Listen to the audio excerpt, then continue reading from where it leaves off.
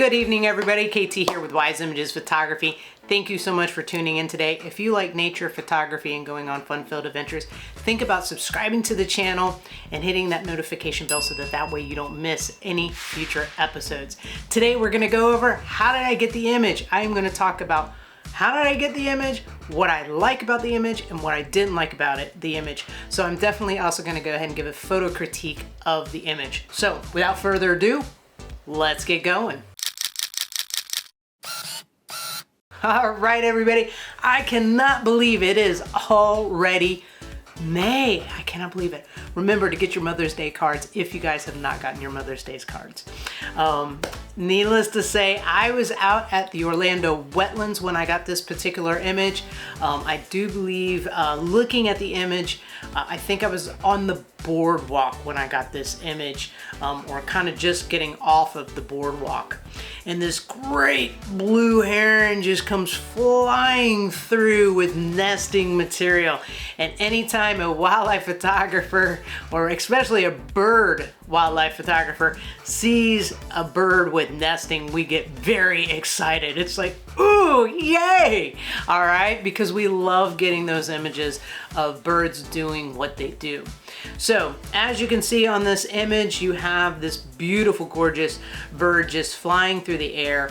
What I definitely like about this image is the fact that there is this wide wingspan of the bird.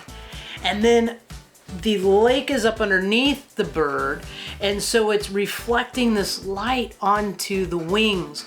And I love how you can get so much detail on the wings. It really just, that reflection of the light is just perfectly lighting those wings, in my opinion. And I just love being able to see up underneath and seeing all the detail. So that is one thing that I definitely love about it. Also too, I mean, you have a bird in flight. I mean, that's awesome when you have a bird in flight. But then you have this apex predator with a big, huge stick. I don't think I've ever seen any bird carry that big of a stick. And so that was also very fascinating for me. When I look at this image, I almost feel like it's a two-part image. It's kind of weird. My distance, I was further away, so I got more of it definitely. You know, sometimes we can choose what we want our images to look like, right? So sometimes we try to get close enough to the bird that we get just the bird. Sometimes we don't have an option. We are just further away from the bird and the bird is just flying, and there you go. That's, you get what you get, right? You can try to plan as well, but you know, when you're just walking around like I do, a lot of the times I really don't overly plan my shots. I tend to walk, and whatever I find, that's what I find. It's like going on a treasure hunt. So this bird was particularly out of range. Not really out, no, that's not the right word I'm looking for. It wasn't that the bird was definitely out of range. It was just the bird was a little bit further, and so it kind of forced me to get more of an environmental shot where I got the scene, which I think actually makes this particular picture, because you get to see the whole scene. You know that the bird had to have probably gone across the lake, got that piece of nesting, and now is taking it back to its nest. So it kind of helps with the story.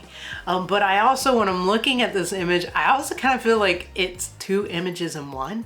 I feel like we have like all this wonderful bokeh and with the grasses, and then you have the lake that's soft, and then you have the, you know, the far distance of the trees. Those are soft. So I almost feel like if you don't just, if your eye doesn't go straight to the bird, and you actually break apart the two images, you're kind of getting two images. So I love being able to see all that softness, but it's like if you were to just cut the picture in half, it's like you have two pictures. You have the bottom picture and the top picture. So needless to say, but I also think that the bottom part of that environmental kind of shot is, it is providing some depth to the image. Now our eyes are naturally drawn to the brightest part of the image, and that's where the bird is. So a lot of times when I first looked at this photograph, it's like, boom, my eye went right to the bird, because that's where the bright spot of the image is, because the bird's on a very light sky. So my eye went right to that bird.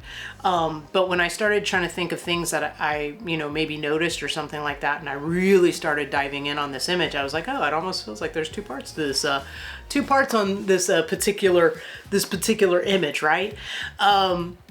I do sometimes think and wonder what would have happened if maybe I had tried to bring the sky out a little bit more.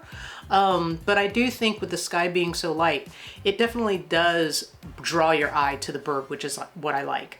I've thought about it. I'm like, what if you wanted to maybe not had so many kind of, so much going on in the bottom. And I really think it just kind of adds to the storyline. I don't think I would have wanted to crop it in and get more of just the bird. I think I like the story going on, even though it feels like there are two parts. Like after I took it apart, now I wonder if I'm ever going to look at this image the same. But yeah, I think I definitely wouldn't have wanted to crop in a little bit closer on this image.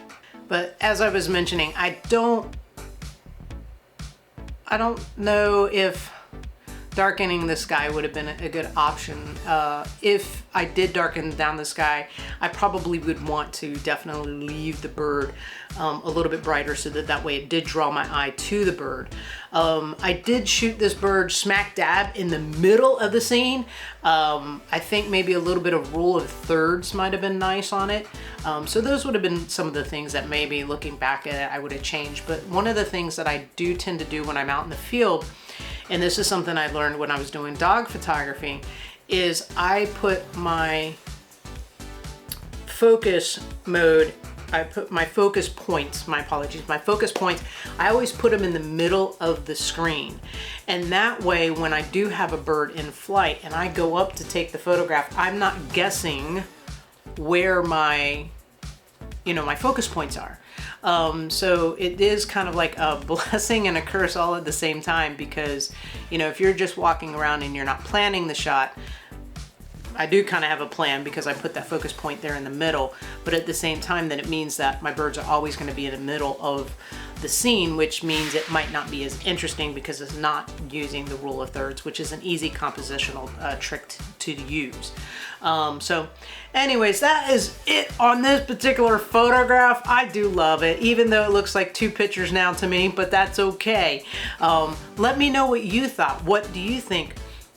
What did you like about the image? What did you not like about the image? If we all work together, it might help us all to be able to figure out, to grow as photographers together. So anyways, I want you guys to remember that you are awesome. And if you like this content, give it a thumbs up.